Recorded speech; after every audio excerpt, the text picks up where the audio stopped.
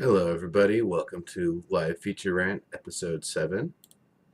I am your host, Legendary Neurotoxin, and we will be getting started here with the usual image viewer.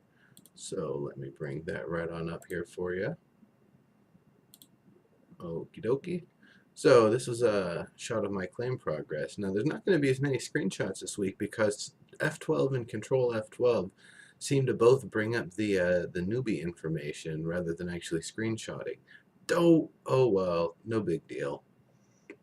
That'll be fixed when hotkeys come in, which I think is next week, if not this week. So I made a pilot brewery. You can make small 5-gallon batches. Got a couple barrels over there to put it in. And yeah, it's just kind of hanging out over on the edge of my claim. So when stuff came through initially, and I put down the claim because they opened up a bunch of new islands, 12 of them on every server, so 60 new islands total to mess around with. I grabbed up the first one I could over on Courage Kettle, and I started messing around with the huge tree prop, and I noticed, well, you can make a really awesome land bridge that can go into the mountains, and that's cool. I might mess with that. You can block the hub, which I didn't want to, really be a jerk about, but it is possible for me to actually use huge trees to completely block off the hub and make it impossible to access the crystal. And that top tree that's going way off to the left, that actually I managed to place it and scale it in such a way that the origin point of the model got pushed outside of my claim, and I was unable to do anything with it or harvest it or do anything to it at all. In fact, during one of my live streams, during Castles and Crap Shacks, Felgon, one of the developers, was in the audience, and took him like maybe half an hour to figure out how to delete that tree because he couldn't even do it with admin tools. I believe the complaint was something to the likes of, "Stop breaking my game." So this is another shot of that giant tree just kind of, hovering up there, barely attached to the big old 12 by 12 by 12 of stone over there. Or the column of 12 by 12 by 12, I should say. And a Pentapod. So yeah, that was the, you just saw that over on the Landmark Live show. And she had actually tweeted this out, the smaller Pentapod, over a week ago, I believe. So at some point I decided to track the image down and try to make a Landmark version. I think the tentacles might be a little too long, but otherwise I feel like I pretty much nailed it, especially with the goofy, always surprised looking eyes. So, oh yeah, there it is without the title shot. And that's it for the images for this week. So, hello everybody, how's it going? Shadowspawn 2112. Welcome. Asphyx, Tolmart, Bad Guy. Thank you all for joining me. So we've got a lot of stuff to talk about here this week. First and foremost, of course, brew.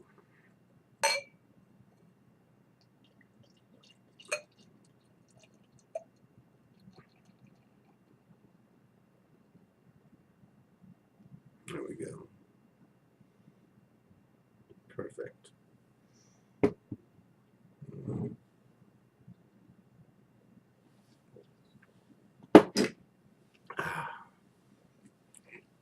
Azure Blaze, Nurgobird, Aganoras. Hello, hello.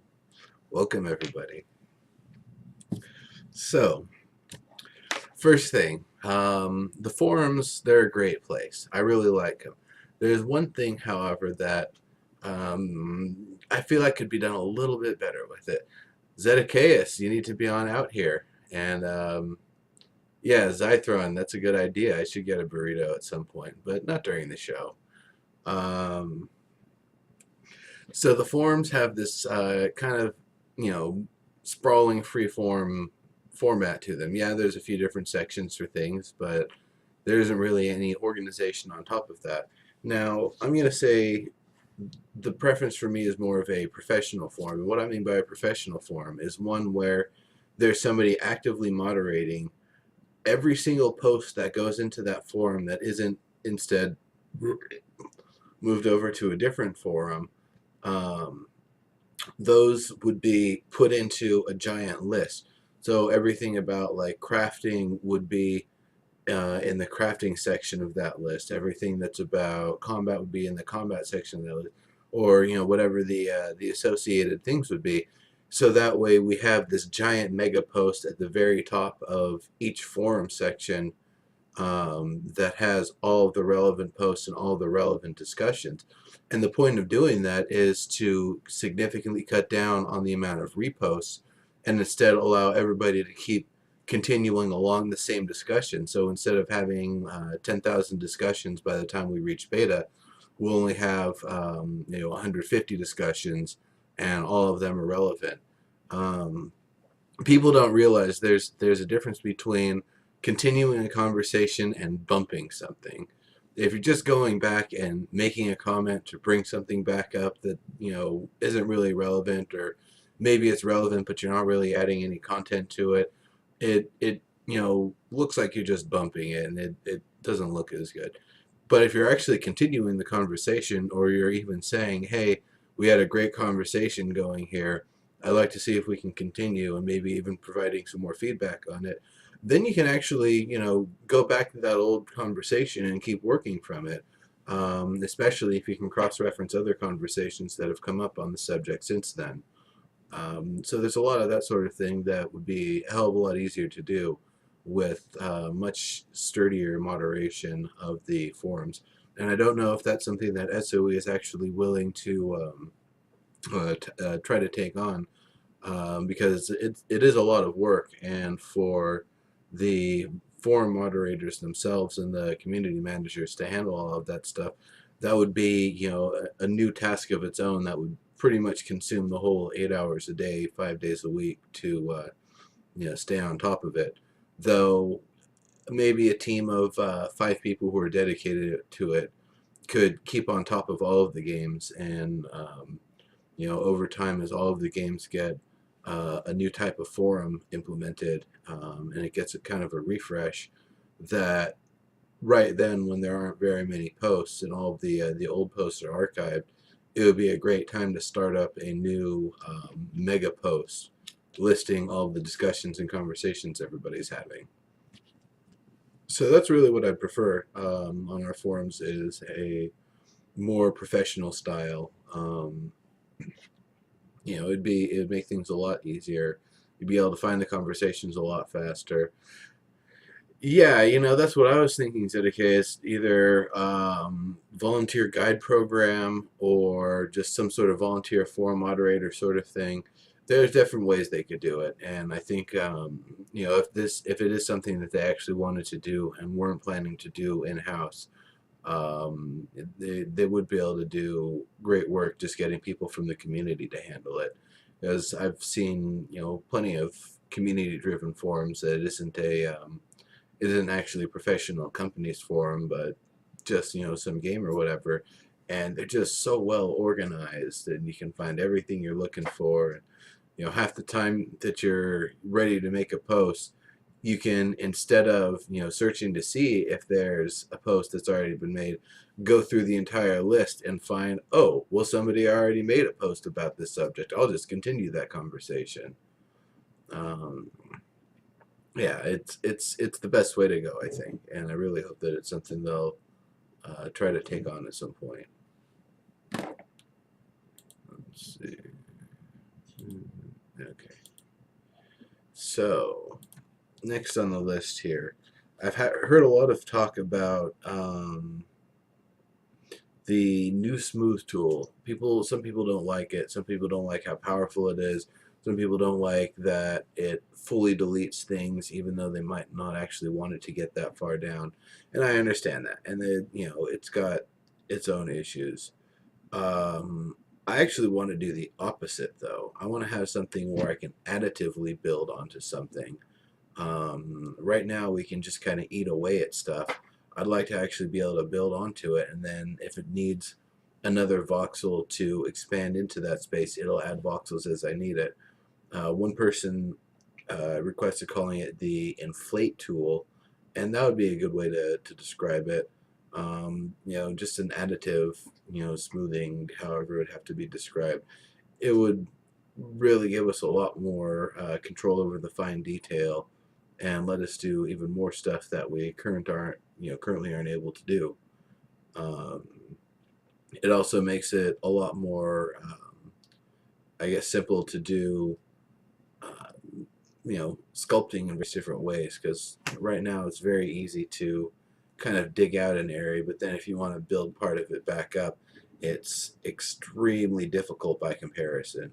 So having both methods, being able to smooth an area down and then kind of smoothly build it back up, or even roughly build it back up, would actually be really great. And that'd be another version of the tool, would be the additive, like naturalized tool, that you'll take a surface and use it on there, and instead of trying to make smooth and even formations, it tries to make jagged and rocky formations. So that way, if you're trying to make like a stone carved tunnel, or natural looking caves and stuff, it'll actually have that appearance just by using the tool selectively, and making sure you don't overdo it too much. And that takes me to the next one, Boolean selection. A lot of people have talked about this a lot. Actually, before I talk about that, does anybody have anything they want to say about the like an additive smooth tool or anything like that? I see, Tolmart, you have some input on the subject there.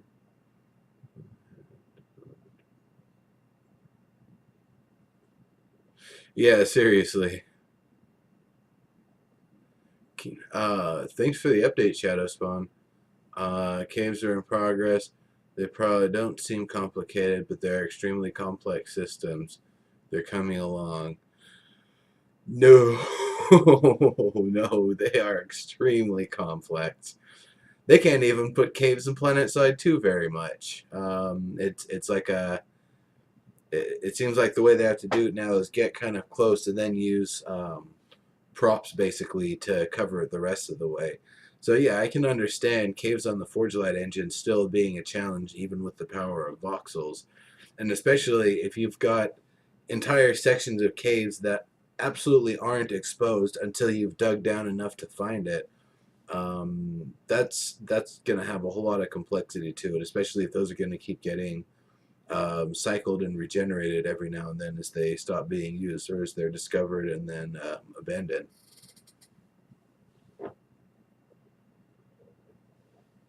Like how the new smooth tool removes jagged edges, but like the number of steps of the old smooth tool. I don't have as much success removing the jagged edges. I can remove them, but then it eats away way too much of the material. If I have that issue where I'm building like a pyramid and one of the edges gets jaggy, I still can't really fix that. I would actually want more of a like a rebuilding sort of smooth tool at that point, something that's just trying to normalize an edge or something like that. Because right now it's really annoying trying to fix those sorts of jaggies, like the toothing that goes along some angles sometimes.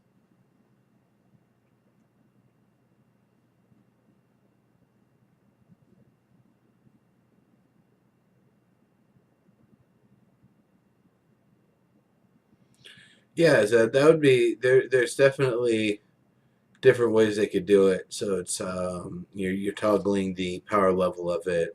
I mean, I'd actually like to have a slider where you can adjust how many steps it does at once and the radius that it does, so you can actually customize it to be like the current tool or be like the old tool.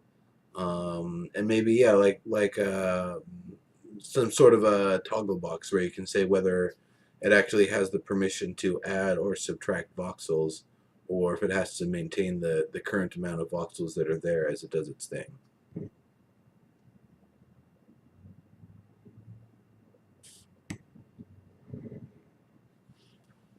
Yeah, they know about it and they're working on it, and I'm sure they'll get it.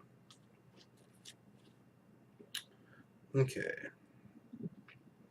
so on a similar subject, voxel vertex shaping and surfacing. So it appears that the way voxels work is that it's a series of 8 vertexes, and where they connect, whether it's saying that it's smooth to a certain amount or whether it's a hard edge or a hard corner in that direction.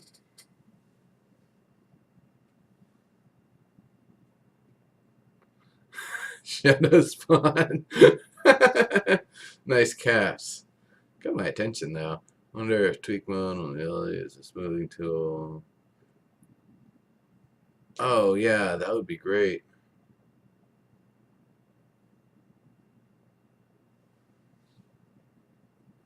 World Edit and Voxel Sniper? Huh. I'll have to look into those. I'm not as familiar.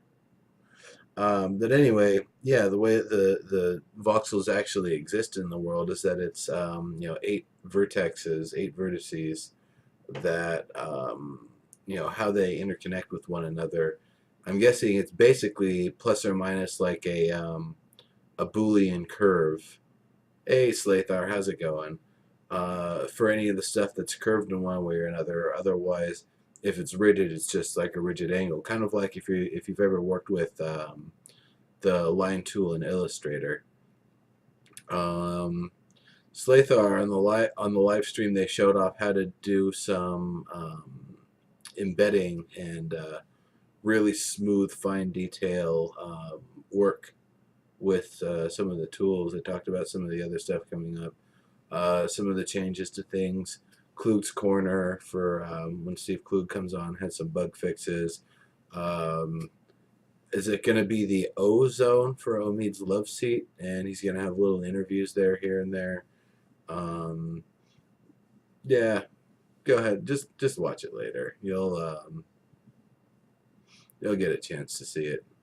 As for what you've missed today on Live Feature Rant, forum main posts, I was talking about having more organized posts for the forums, where it's like one big post and all the posts about that subject or about different subjects are filtered into different lists, so we don't have 10,000 subjects or 10,000 posts rather about different subjects when we only need 150 discussions or less.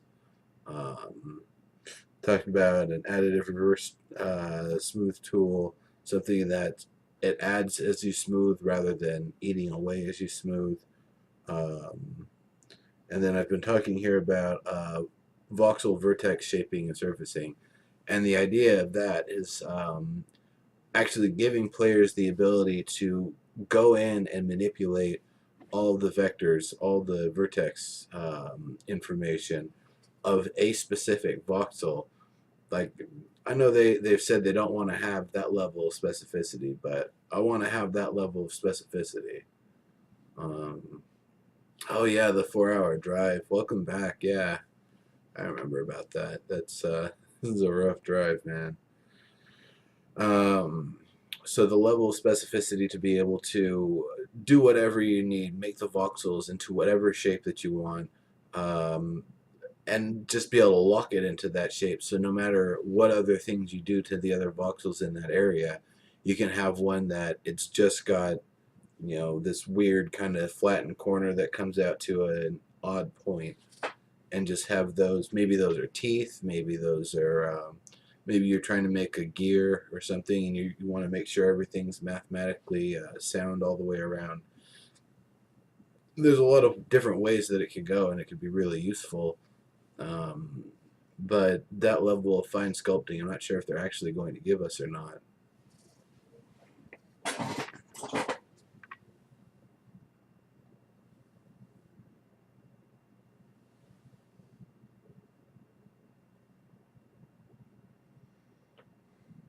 Yeah, Shadow Spawn, I agree. The round table should actually go in the proper places where those discussions are actually going on. So, um, another thing that's been talked about a lot is a Boolean selection tool. Now, what they're talking about with this, if anybody's not familiar, uh, Boolean means a lot of things. In programming, it's whether something is a yes or a no, something being on or off. So a Boolean equation be used for that sort of. But it's let's see, Zach and Love, and hey, how's it going? Do you think they'll ever give us the option for clothing, or is the way? We'll be able to make clothing with Player Studio, and there'll be some level of customization we'll have of the things that we'll get. So we'll get that at some point. Um, Closed beta, not too late to put a feature.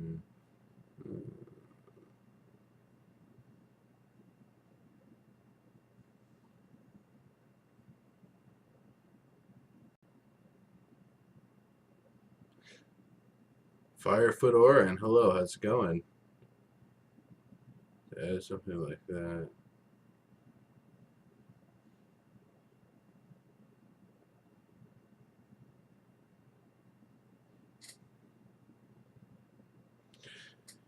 Yeah, it'll be interesting to see what kind of tools they'll actually have and what the sculptors will actually be able to do with them. But anyway, back to the subject of the Boolean selection tool. So the idea is, I've got a glass like this, and I want to take the outside of the glass and use that as like the negative pattern. Um, or if I've got a statue and I want to make a relief that I'm going to put into a wall from it, um, just putting the selection box there and telling it, okay, instead of selecting the stuff that's solid there, select the empty volume, and then once you've got that, you'll be able to post it, paste it somewhere, and then have the pretty much the negative of the thing that you had just copied out from.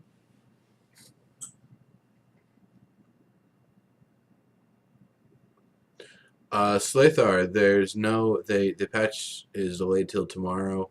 They want to make sure everything's fixed up and nice and tidy. Probably because they don't want to have today, Wednesday, go as long as Thursday of last week, because they're not putting the new biomes in again. The new biomes are already in. There's probably not nearly as much of a danger level with getting all the features of this patch up and running.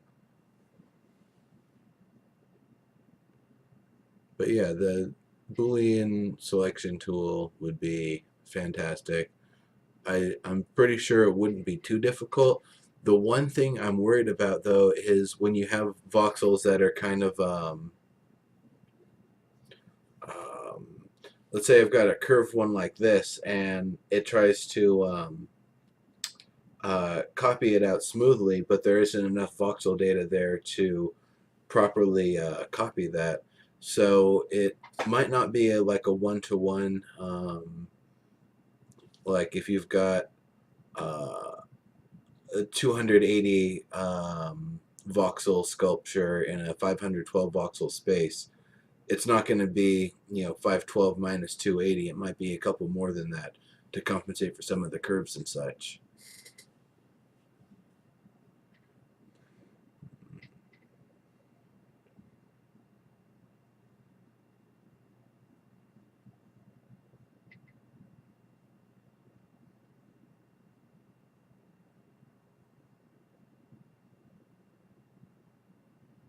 Oh yeah, they do. They do stagger the updates for sure, but they target Wednesdays for Landmark, and I think Thursdays for PlanetSide too.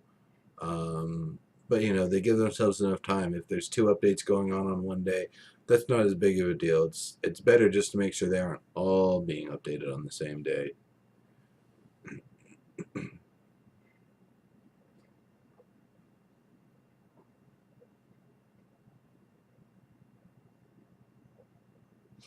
Yeah, I mean, it seems like it shouldn't be too difficult of a tool for them to figure out.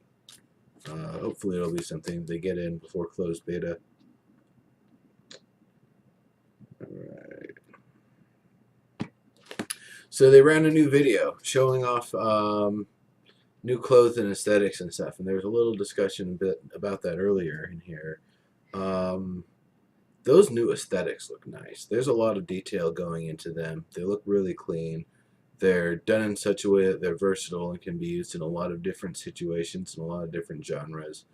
That being said, I'd still prefer to have more of a set of interchangeable parts rather than a solid outfit that I can only change the colors.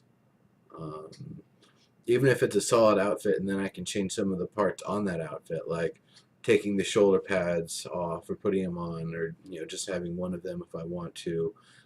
Being able to add on extra decorations or badges or something like that, things as I earn them and be able to put them in.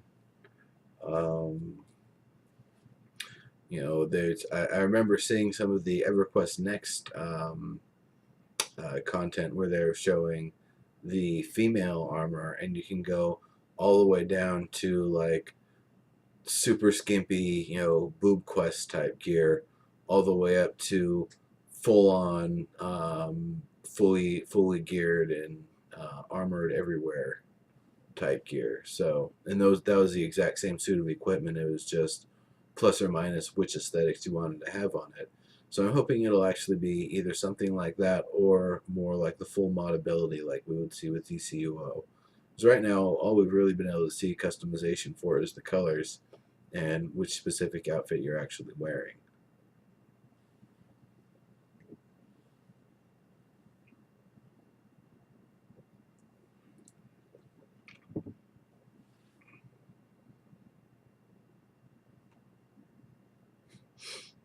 Nice, Firefoot. The hotels in your spaceport. I'm really glad I've been seeing so much more sci-fi stuff, and that everybody's been going more with that track with things. It's been nice to see a break from all the fantasy stuff that's pretty much covering most of the stuff in the game world. Actually, no, it's mostly empty voxels, then dirt farms and crap shacks, and then of the remaining claims, most of those are fantasy inspired.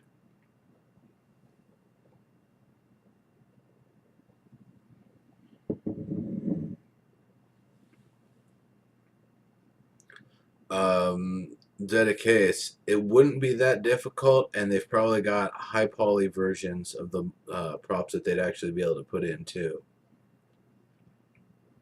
Yes, Lathar, the microvoxels really do help giving a kind of a techie look to them because there's a lot of things that look welded or giving the appearance of sheet metal or that sort of stuff that's just in general higher level technology than the crude tools of fantasy times, will allow the aesthetic to accommodate. Temples, yep, there's a lot of temples. I've seen a lot of those. So while we're talking about sci-fi, jetpacks, that's something that I want to see. That's something we haven't really seen yet or heard much talk about even. Grapplers are great, don't get me wrong, but I want a jetpack. I want to be able to just, take off and fly between point A and point B, whether or not it's a permanent, sustained jetpack or it's got a fuel gauge to it or runs on the mana, which is now in the game but isn't represented anywhere. Um, However, I really want to have a jetpack. Especially I've realized even if we have on claim flying mode, parts of my claim go all the way out to the edges, and if I'm flying and I go outside of the claim, then I don't know if it's going to keep that fly mode engaged or not.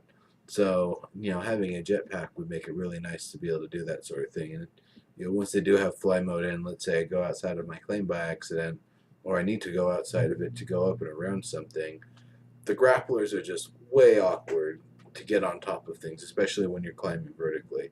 So the ability to just kind of boost and glide your way up there, make things a whole lot easier. It'd be really, really nice.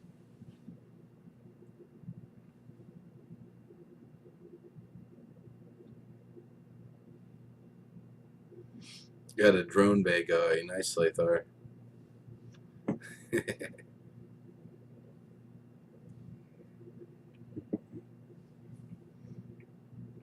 I made a mace. I can't remember where I saved the picture of it, but I made a microvoxel mace. It's flanged. So, those new biomes, I talked about it a little bit earlier when I was showing the images. What we really get with those new biomes, we get a hell of a lot more trees and props. And the trees, they get pretty big. Some of the old growth trees and stuff get really big. Some of the, just all of them in general.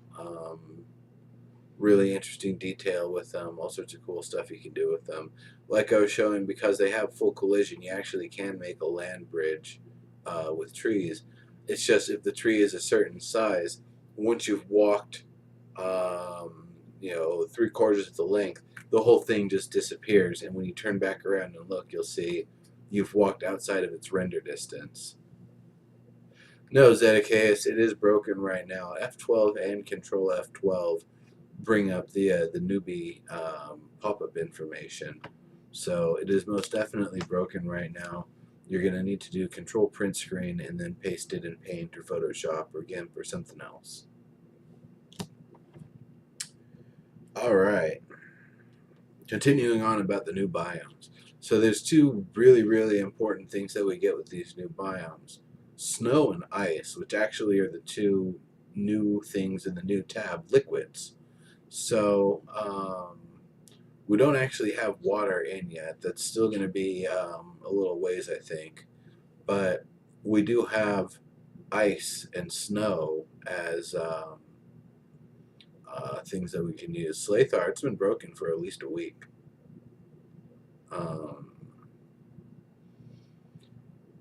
And what's really nice about them, they give, I think we've got 2 snows and 2 ices right now, and I'm pretty sure there's going to be more of those along the way at some point.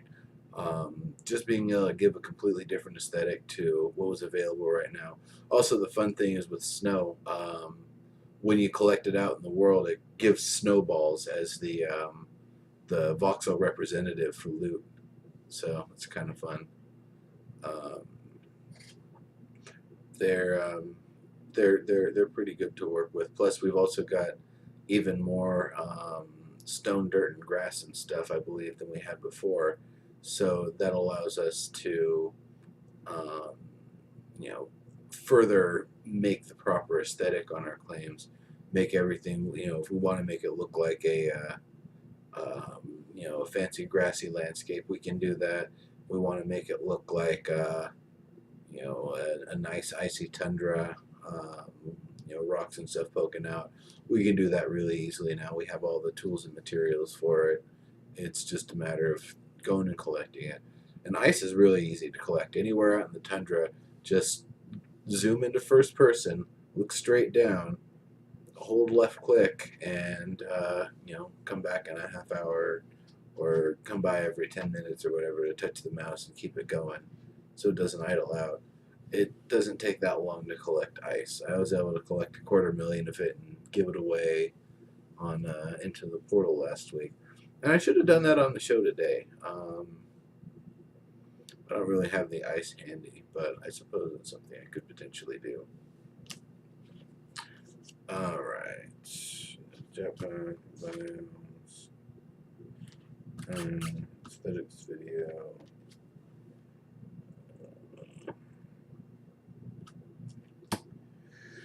So, combat and attributes.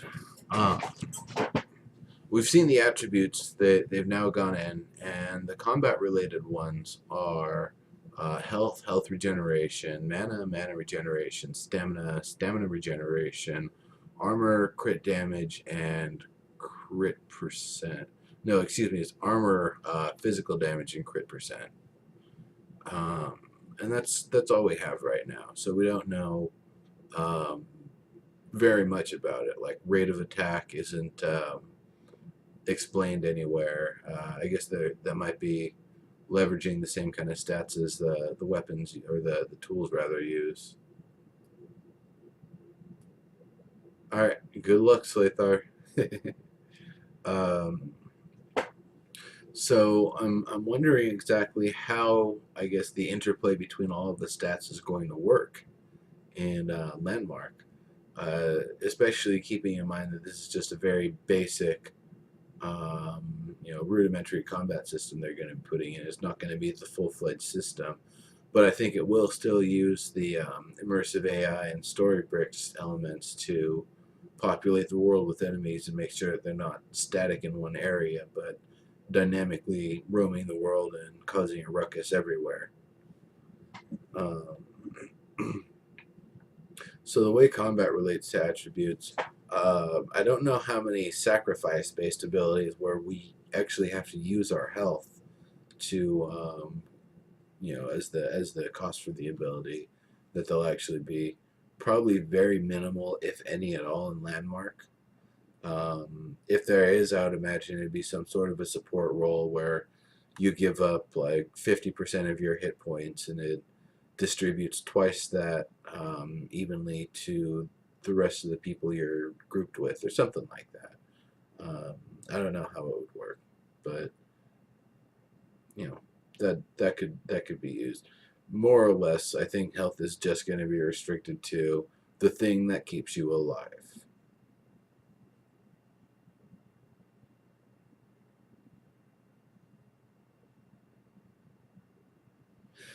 Yeah, Tolmart. I really hope they have the ranges nice and tidy with that sort of thing. With the quality of the engine, there's no reason why it doesn't have to be a collision-based thing. It should be something where the actual sword model actually has to contact the enemy. And the other reason why that's important is I don't want people to be engaging chompers right at the edge of this ring on the ground. I want people to actually have to get close to that chomper, and for it to be awkward for that chomper to look down at somebody that's right on top of it and just go and bite them, rather than having to maybe back up a half step before trying to get after them, or using some different attack that pushes them down or roots them before they start chowing down, or however it would work. The chomper, we don't know if it eating somebody is a one-shot kill or if it traps the person in there and they have to fight their way out, or die trying. So that'll be interesting to see too. Shady J29, hello, how's it going?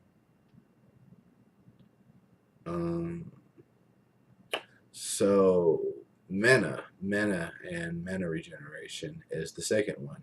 Now I don't know what's going to be mana and what's going to be stamina, if mana is going to be just your magic spells, or if some amount of abilities are going to use it, or if mana is how you power your magical items. So if you're using a wand or a laser pistol, um, you're gonna be running out of mana, or utilizing your mana for that. Um, if it's gonna be just items, or if it's gonna be just abilities, or if it's gonna be some combination, or if some abilities are mana and some abilities are stamina, and maybe some use a little bit of both, it would be good to know. I doubt that it's going to be the sort of thing where running out of mana is going to cause problems. Like, I think of Shadowrun for the Sega Genesis with this, is that you have your physical health and your mental health, and if either one goes to zero, you're rendered unconscious. So that could actually be an interesting thing, is using mana as like a spiritual health sort of thing. And yeah, you can use abilities that drain from it, but you'll also potentially suffer some drawbacks if it goes all the way empty. I doubt that's actually how it's going to go. I'm pretty sure they're going to keep that part a little bit more standard, and it's just a classic mana bar that use abilities with it or use items with it, and it regenerates slowly over time. Campfires, yes, I agree, Tolmar. Campfires would be great. Other sort of restorative things.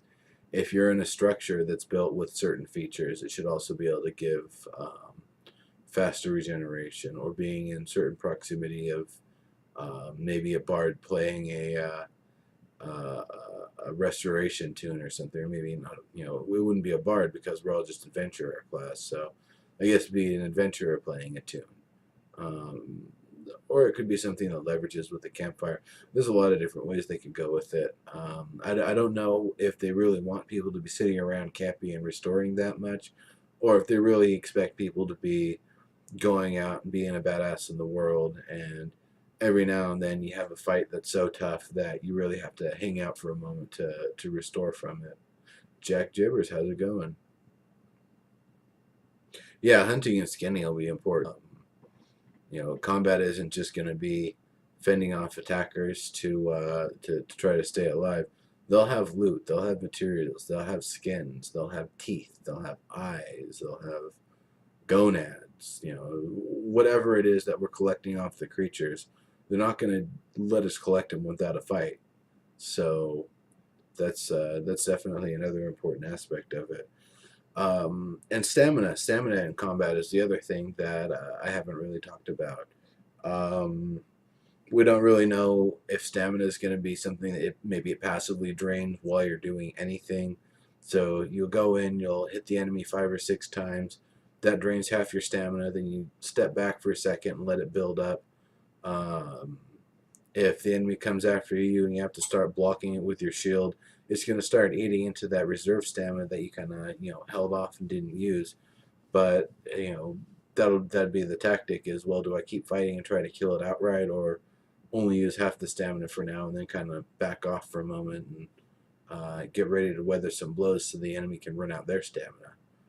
um, I don't know if stamina is going to be consumed just for basic attacks and basic defense, if it's going to be consumed just for doing any sort of movement during combat, or just sprinting during combat, or jumping, or if none of that's going to consume stamina and it's only going to be used for special attacks.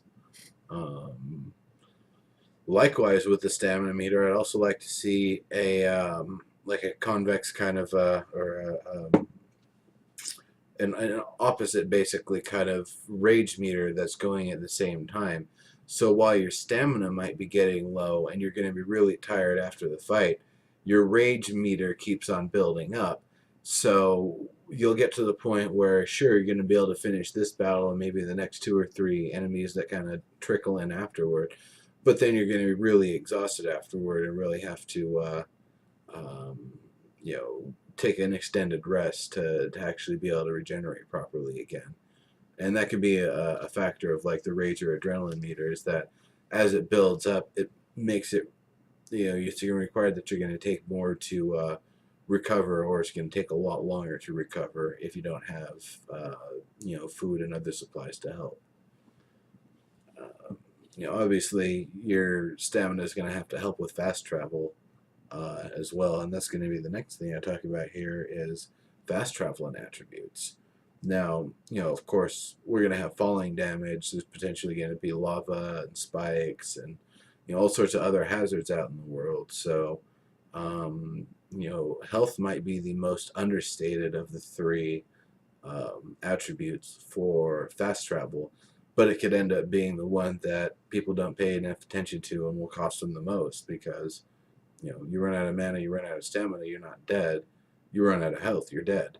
So if you fall off of too many things, if you just fell off a giant cliff into a big old nest of monsters or beasts or whatever, not a good place to be. So while it's important to be able to move fast and get to cool places quickly, I think people are really going to need to consider and take care with the amount of health they're going to have when traveling around, especially if the game is if they try to go with more of a horizontal progression rather than a vertical progression, and you're not going to be like a level 150 or whatever that can just jump off any mountain and it does 5 damage and it's no big deal. I think it's going to be a little bit more horizontal progression where no matter what level you are, no matter how long you've been playing, if you jump off of a 300 voxel meter tall cliff, you're gonna splatter. If you don't use anything to catch your fall along the way down, you're gonna splatter. That's we have no idea how bad it's going to be with that sort of thing and how it's going to work, but I think it's good for people to keep health in mind. It should be something that people are constantly keeping in mind when they're fast traveling, that you could easily fall or get trapped by enemies real quickly, and being able to get out of it. Stamina and mana alone aren't necessarily going to be able to do it. Now, the way that mana would work with fast travel, I would imagine there's some abilities that are more magic based, like you've got the Boots of the Zephyr or whatever that might be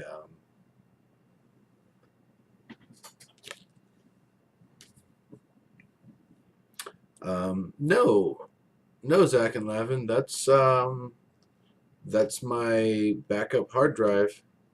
Is Western Digital 2 gigabyte Caviar Black. That's what it is.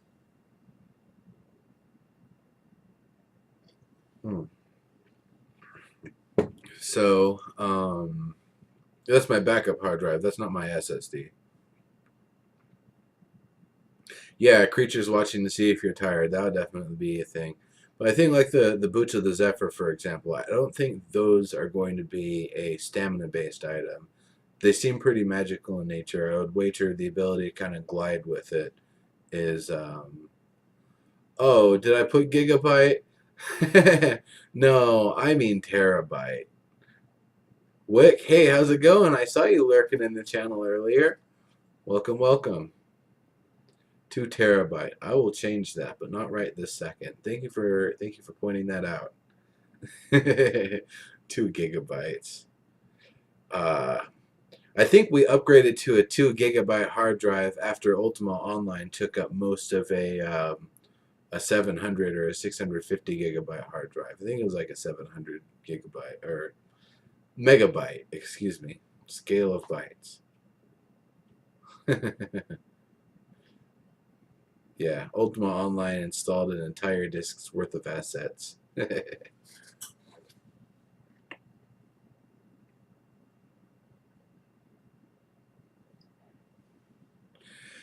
Yeah, I would like to be able to craft items that you can use to recall to a location. I don't know what kind of stuff. I thought they were going to talk about fast travel a bit in the show today, but I don't remember if they did. I don't think they did. But it'll be interesting to see how the fast travel system works, and if we will be able to have something like that where we can actually, make something at a location and then return to it as we need to.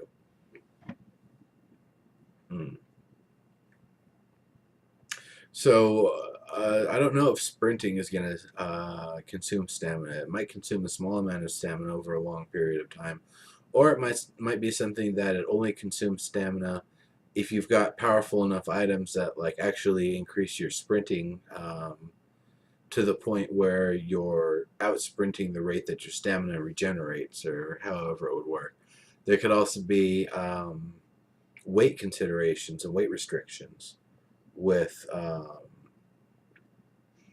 the way that if you've got really heavy equipment you're carrying, not in your inventory but on your physical character, just some real tank armor plating with some sort of straps to keep it on your body.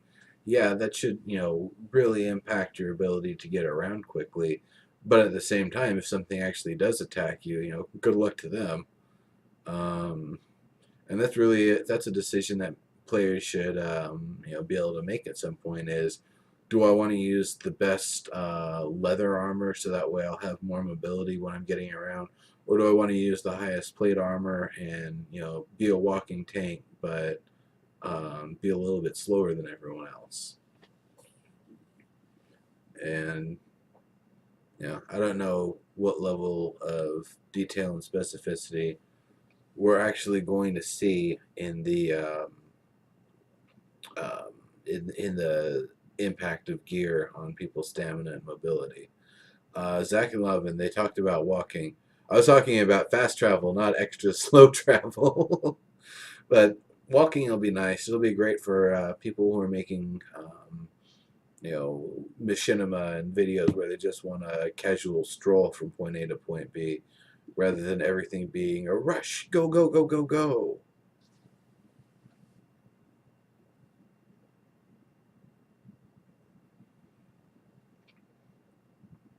Yeah, I mean they talk about traveling and exploring.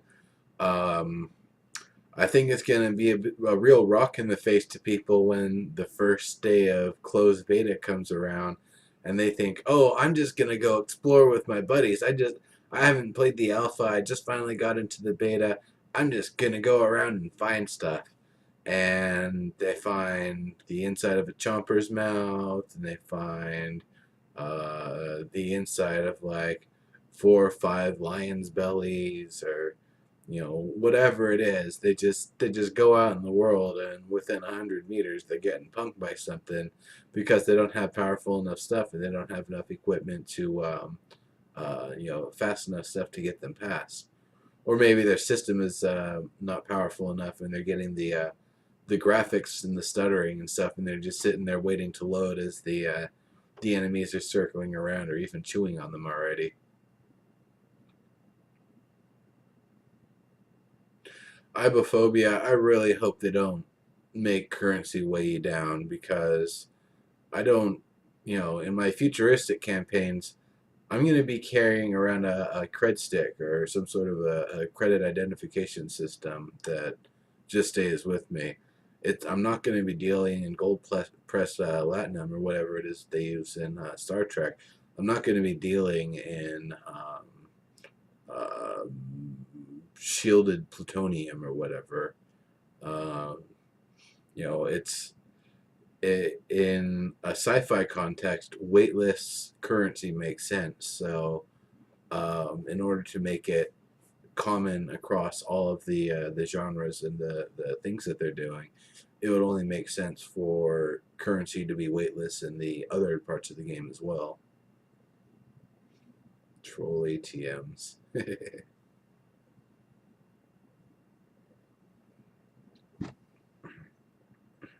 Asphyx, a walk marathon. Would it be like a charity benefit for voxels or something, for voxel survivors, people who survive voxel avalanches and stuff?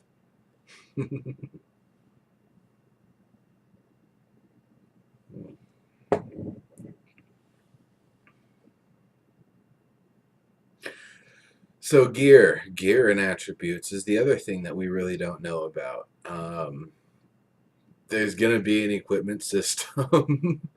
um, we know nothing about it. We know how the pick works. We know how the axe works. and that's all the detail we've got right now.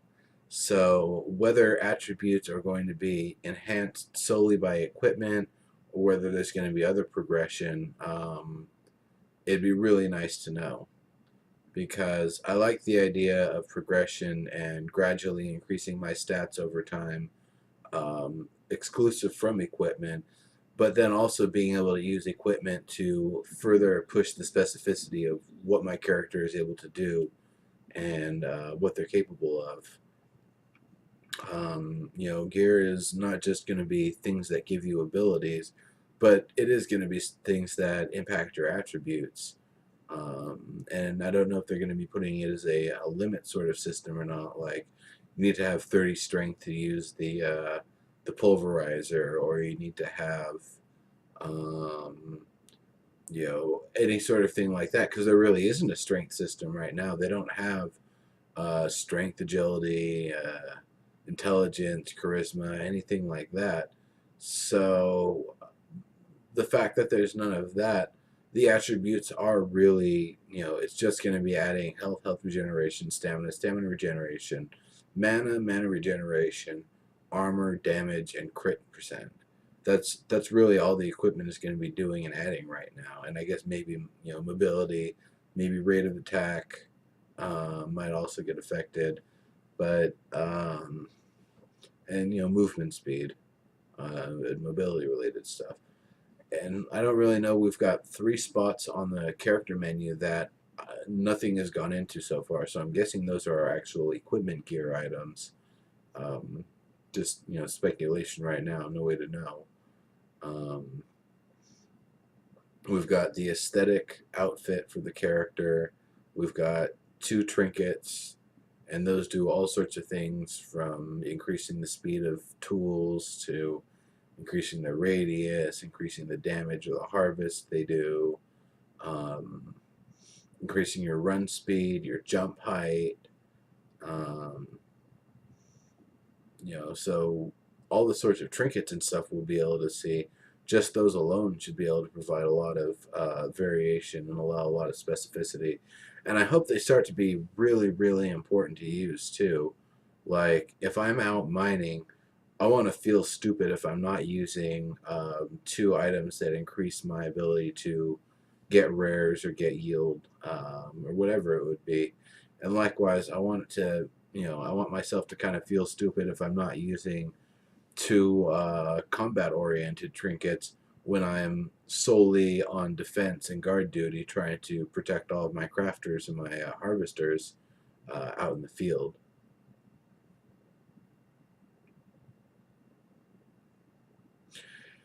Durability is something I'm still not sure about, Tolmar. It'd be great to be able to repair items in the field, but and just repair items in general. I don't know how much items are actually going to break though, and how much they're actually going to wear down. I don't know if it'll actually even be a problem or not. Uh,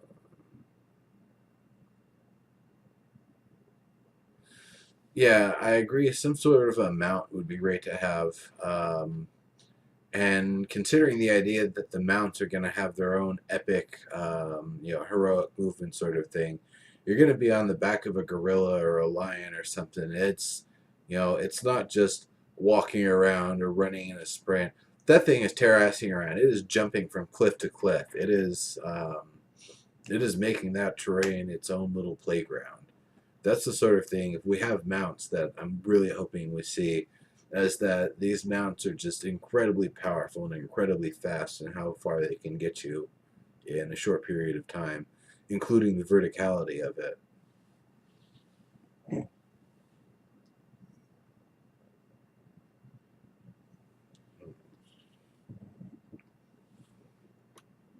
Mm-mm-mm.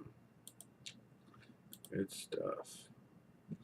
So I've got a little bit more to talk about here. The biggest thing, though, I really only have one major thing to talk about left, actually, is the new show format. Um, I like ranting. I like sitting here drinking beer, ranting, interacting with the chat room, and it's great. it's a lot of fun. I feel like we talk about a lot of interesting stuff, a lot of great details of things that the developers would be able to work with come out of this. But I know I'm not the only one who wants to rant about these sorts of things. So I'd like to actually open it up and start doing, um, getting the community involved in even a more direct way than what we have right now. Because it's great to have you folks in the chat room, but I'd really like to be able to do either a Skype call or, get TeamSpeak going or something, some way that we'll actually be able to communicate um, a little more directly and to be able to talk really specifically about some very specific stuff. Jim Bragg posted some really good stuff on today's roundtable about item crafting system and upgrades and stuff that we want to see there. And I might actually talk about that here for a moment before I wrap up. And then last week with the woodcutting system, Voidless came through with their exceptional system that they were designing. Um, so being able to get folks like them and various others from the community on here to join me for the live rants, I feel like it would actually improve the show immensely. Be able to get a lot more fresh faces on here. It wouldn't just be me and the naggy hat and the beard all the time, but you actually be able to get some more folks on here. And if it starts getting enough interest and it starts picking up, it could become a 2-hour show. It could go on and become something even greater than it is right now. But I have between now and next week to figure it out. I'm probably going to need some amount of channel moderators to help with things.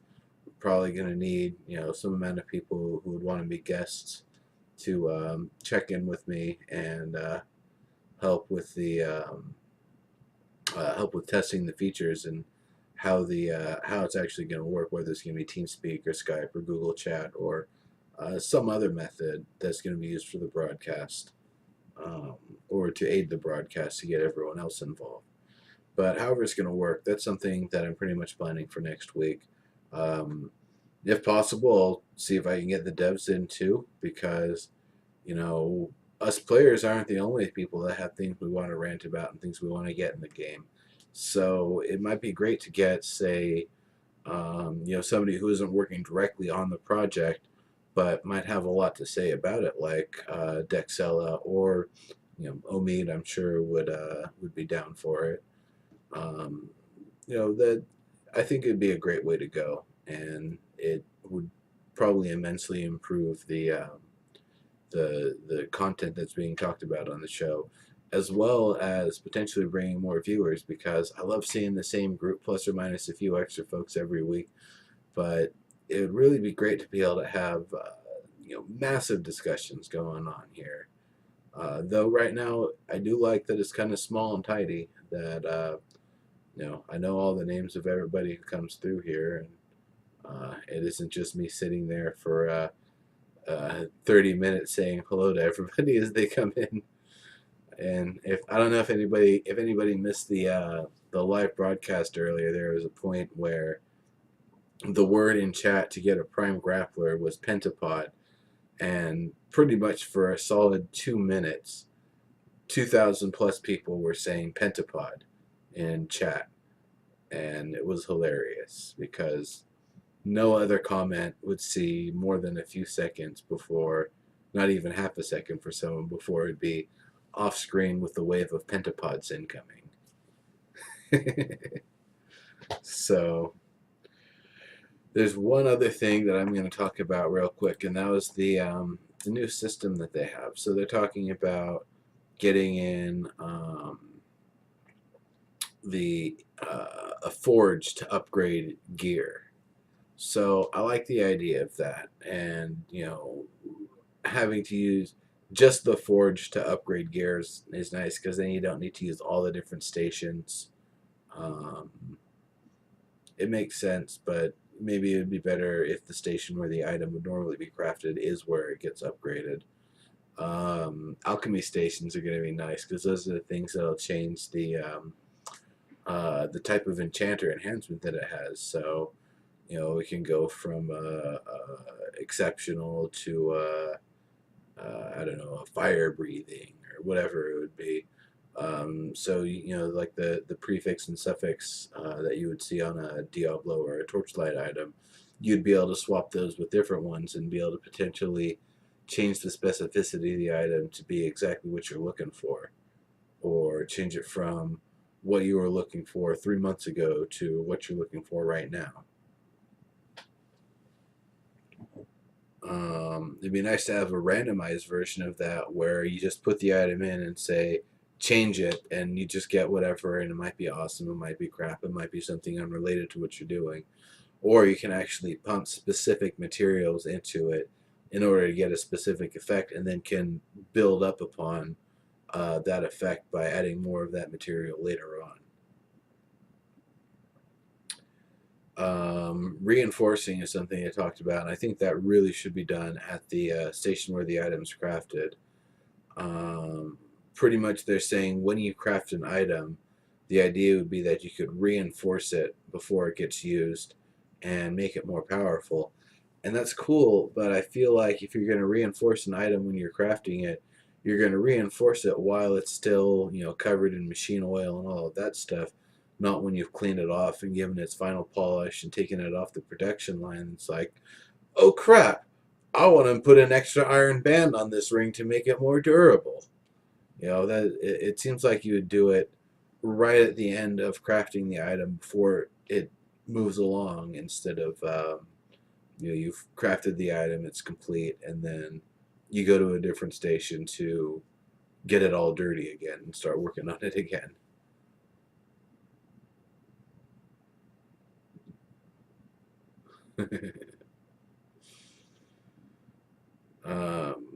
And the refining stations, it's basically, we have our sifters right now. You pour a bunch of material in and it gives you jute bags. Well, instead, a refining station is you've got a bunch of your raw ore or whatever, you want to process it into bars.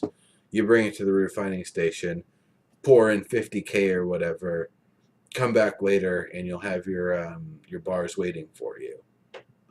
So that'll be really nice. Asphyx. Yeah. There's only so many gaming vacations you can take in a year, I guess, before workplaces get annoyed. So on top of that, I actually would like to see a history system. Now, this wouldn't necessarily require a particular crafting station, but it's really more like a journal that goes with the item. Every single person that interfaces with it should be recorded in the journal. Everybody that's equipped it and used it in the field, everybody that's the person who crafted it, and anybody who's done maintenance on it should all go into a journal. Now, for right now, there wouldn't be really any particular use for it. It would just be something for a later system where the more you've worked on a particular item, maybe the better it gets, and the more familiar you are with it, so you can do better things with it than someone else can do. Or it gets a certain special history to it. Let's say I create some legendary items later on in the game and I become a legendary crafter. Well, all the items that I had previously made now have the glowing name tag on them saying, oh, this item was created by a legendary crafter, legendary neurotoxin.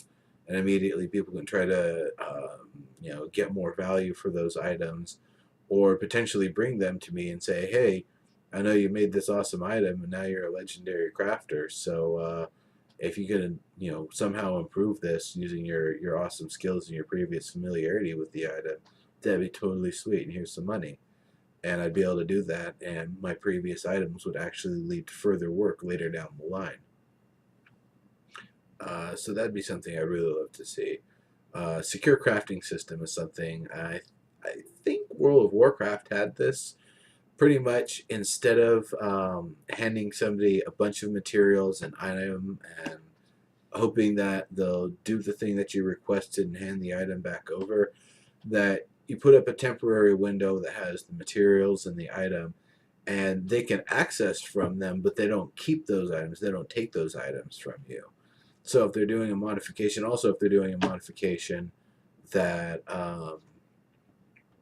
you can choose if they've got all the materials available and you ask for the fire enchantment and they decide they click no, I'm going to do the ice enchantment. You can then in the order for it click decline, say no, don't do the ice enchantment, do the fire enchantment, or the deal's off. And that way they wouldn't be able to screw you by putting the wrong thing on and wasting your resources.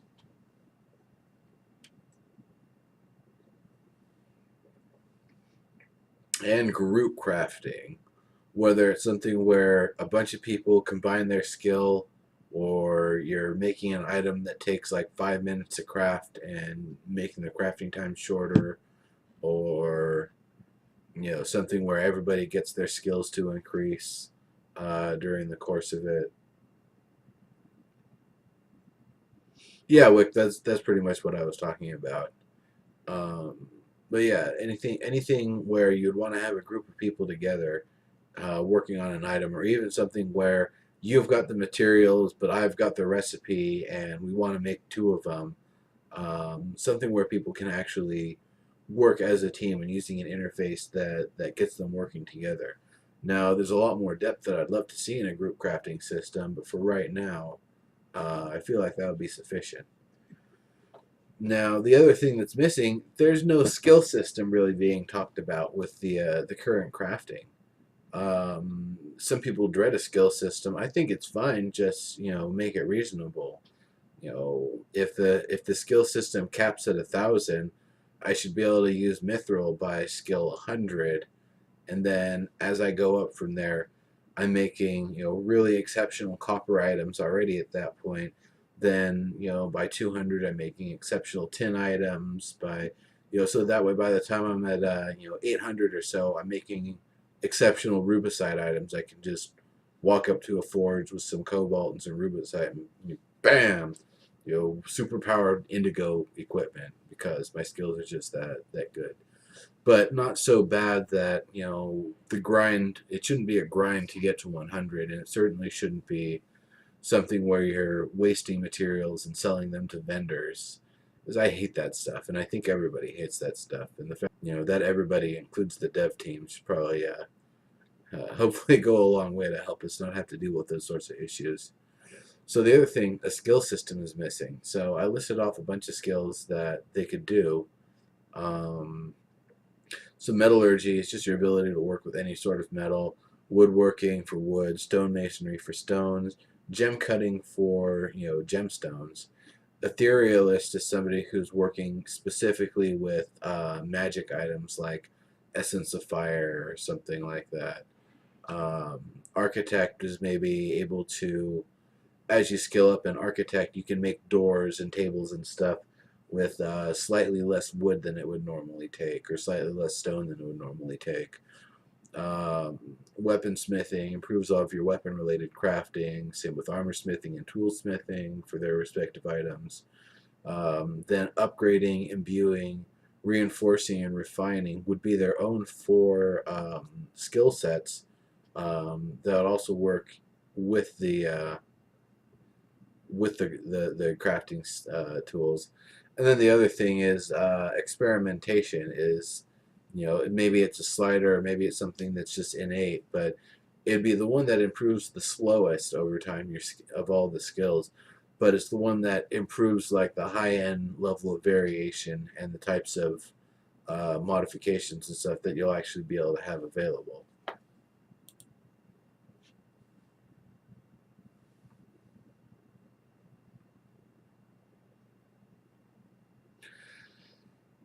Wick, yeah, I agree. I mean, there's some amount where like grinding and being the top level crafter and having that level of specificity should be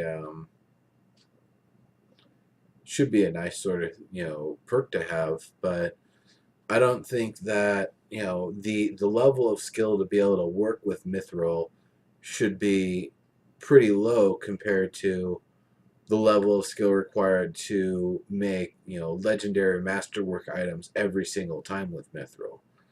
Just being able to work in metal or whatever, it doesn't really get that much different from one metal to another, especially once you're at the point where you're working with the ingots rather than actually having to refine the ore. I feel like that would probably be more difficult than the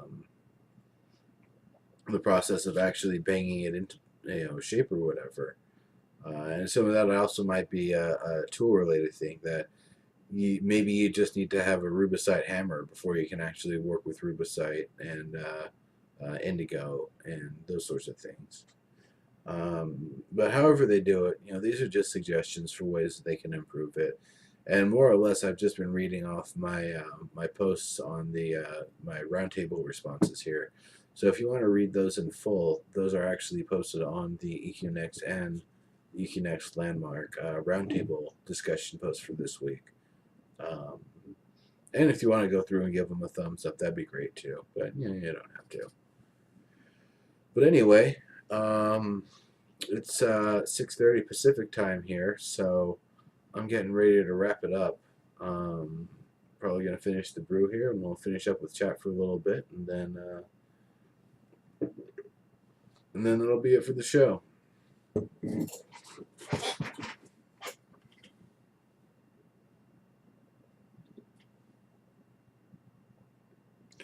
Yeah, Wick, that would actually be a great system. I'd really like to be able to pretty much throw more materials at the problem to try to get better craftings and better upgrades and reinforcements and stuff out of them.